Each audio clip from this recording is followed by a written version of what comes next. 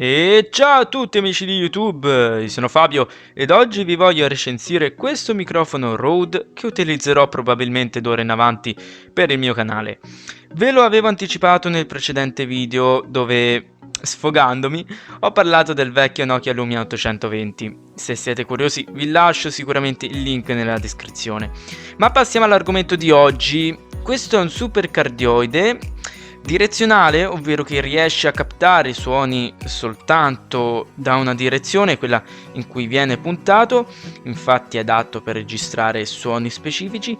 C'è poco da unboxare visto che è presente solamente il microfono stesso, il cavo AUX per l'alimentazione, ma comunque andiamo appunto a vedere cosa c'è all'interno della confezione e poi diamo una panoramica generale sul prodotto.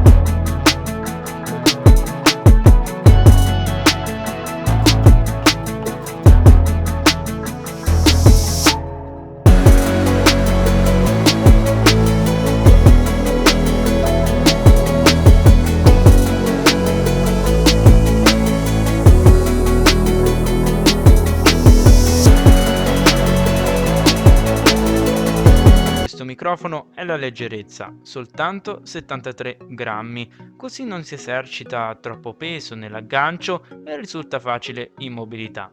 Un'altra caratteristica è il supporto elastico, quello scheletro che vedete colorato in rosso, serve essenzialmente per evitare scontri accidentali, quando per sbaglio tocchiamo con violenza il microfono e così questa struttura permette di ridurre tutti quei rumori di tocchi o spostamenti effettuati durante la registrazione. Un'altra cosa che mi è piaciuta particolarmente è l'accessibilità.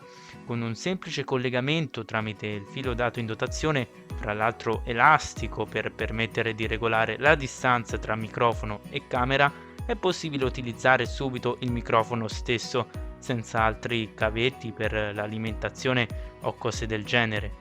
Opinioni? Rode VideoMic Go è sufficiente per iniziare con video semplici, poco elaborati, dove non c'è necessità di registrare in ambientazioni differenti. Insomma, un ottimo prodotto per iniziare anche su YouTube. Infatti mi sono deciso dopo un po' di acquistarlo. Lo trovate su Amazon seguendo il link presente in descrizione in modo tale da regalarmi una percentuale. Fatemi sapere nei commenti cosa ne pensate o se avete delle valide alternative per questa fascia di prezzo e noi ci vediamo ad un prossimo video.